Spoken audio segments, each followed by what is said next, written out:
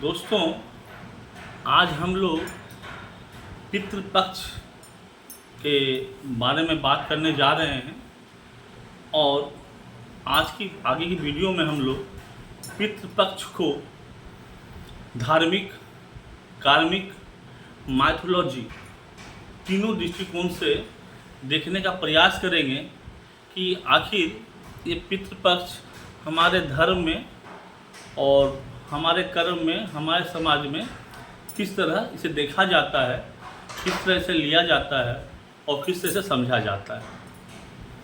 तो वीडियो को आगे देखना जारी रखें और हमारे चैनल ज़िंदगी फिर से को सब्सक्राइब करें, बटन दबाएं, क्लिक करें और अच्छी अच्छी वीडियो के लिए हमारे साथ जुड़े रहें। तो दोस्तों, जैसा मैंने बताया कि आज के वीडियो में हम लोग बात करते हैं पितृपक्ष के बारे में। एक बात एकदम तय है कि जब हिसाब होता है तो आपके धर्म का नहीं होता, आपके कर्म का होता है।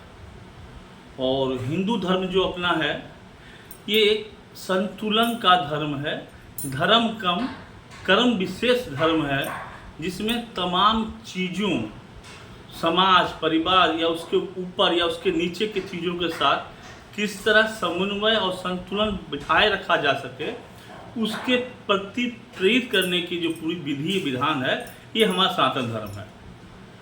और उसी धर्म के अलग अलग पहलुओं के तहत एक आता है पितृपक्ष। अगर हम धार्मिक दृष्टिकोण से देखें इसे, तो पितृपक्ष 15-16 दिन का वो एक पीरियड है जिसमें हमें तर्पण करना पड़ता है, पिंडदान करना पड़ता है और हमें हमारे पूर्वज, कम से कम 3 पूर्वज, पिता, पितामह, अपति पितामह, पिता, पितामह, पति पितामह, 3 पूर्वज तक कम से कम इनके प्रति पिंडदान और तर्पण करने की विधि है, विधान है। इस समय हमें अपने आप को, अपने सब चीज़ को संतुलन रखते हुए पूरे नियम, श्रद्धा के साथ हमें इसका पालन करना चाहिए, ताकि हमारे जो पूर्वज हैं उनकी आत्मा को शांति मिले और उनका आशीर्वाद हमारे घर परिवार सभी पर बना रहे। ये एक दृष्टिकोण है, धार्मिक दृष्टिकोण, जो सभी कोई मानते हैं। और इस समय लोग निरामिष खाना खाते हैं, तामसिक भोजन से दूर रहते हैं और दिन प्रतिदिन अपने नियम का पालन करते हुए तर्पण, पिंडदान वगैरह किया जाता है। अगर हम थोड़ा सा और पीछे जाएं, माइथोलॉजिकली हिसाब से जाएं, तो महाभारत काल में या गीता में देखा गया है कि सबसे बड़ा दानवीर कर्ण को माना गया है, सबसे दानवीर कर्ण को माना गया है। और कर्ण जब मर के स्वर्ग जाते हैं, उन्हें सब सुख प्राप्त होता है, लेकिन जब भी खाना मांगे सोना मिलता है, पानी मांगे सोना मिलता है, कुछ और मांगे तो सोना ही मिलता है। वो परेशान होकर जब इंद्र देवता के पास गए और पूछते, प्रभु स्वर्ग में आया, स्वर्ग में कौन सा सुख है, भोजन ही नहीं मिल रहा है, भोजन मांगता हूँ तो सोना मिलता है, ये मांगता हूँ तो सोना मिलता है। तो इंद्रदेव ने कहा कि कर्ण, तुम बहुत बड़े दानवीर रहे हो, दान तुमने बहुत किया, लेकिन दान तुमने किया क्या? आभूषण, सोना चांदी, तो जो दान दिया वही तुम्हें यहाँ मिल रहा है। तो तुमने पूर्वज को कभी अन्न दिया ही नहीं, पूर्वज कुछ खिलाया ही नहीं, तुम्हें कैसे कुछ मिले? तो करने का मुझे पूर्वज के बारे में पता ही नहीं, तो मैं करता कैसे?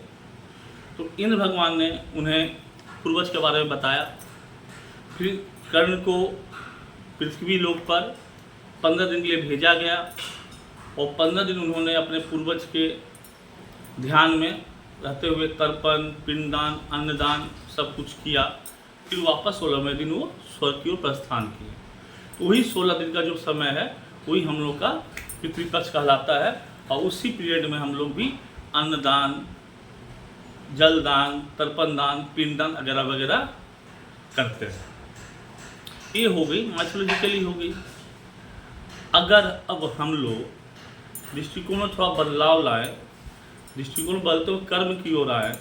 मैंने शुरू में ही कहा है, हिसाब होना होगा तो कर्म का होगा, धर्म का नहीं होगा।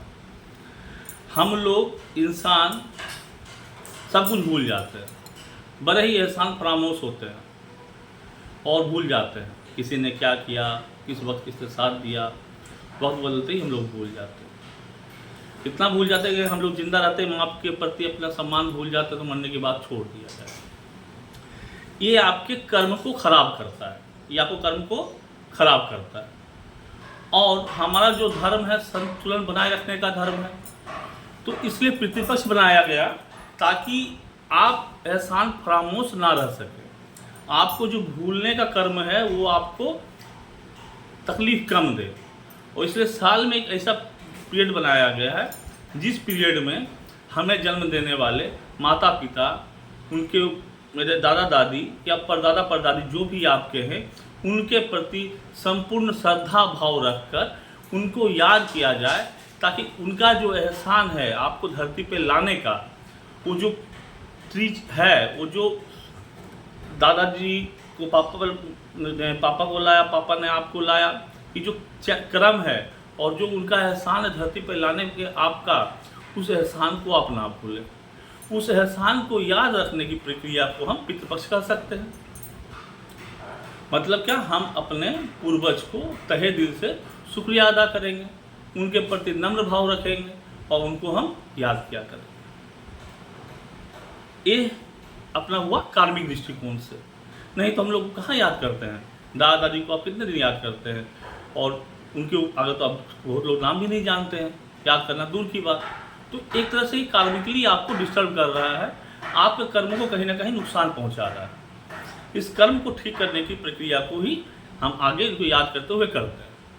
छोटे जब हुआ करते थे लोग दादा दादी परदादा दादी के नाम जानते थे, लेकिन आज के दिन में तो थोड़ा कम होते जा रहा है।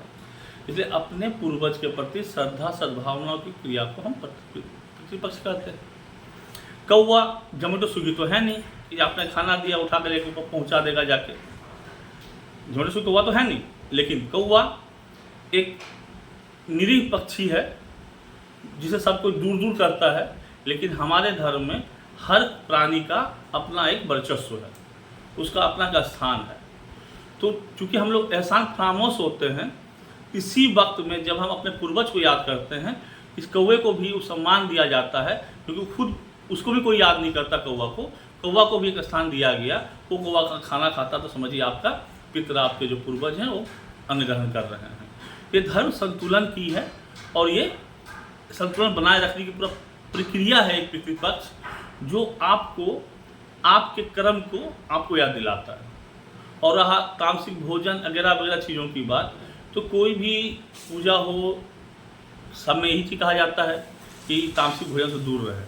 तामसिक भोजन इन द सेंस कोई भी चीज़ जो आपके ध्यान को, आपके एकाग्रता को डिस्ट्रैक्ट करता है, थोड़ा दूर ले जाता है, वो चीज़ तामसिक ही है एक तरह से, चाहे भोजन हो या कोई और क्रिया हो। इसलिए इन चीज़ों को इस समय पर्याय अलग से रखा जाता है। तो आपने तीनों दृष्टिकोण को देखा पितृपक्ष में। तो धार्मिक, कार्मिक और माइथोलॉजी। सबसे बड़ा है कार्मिक।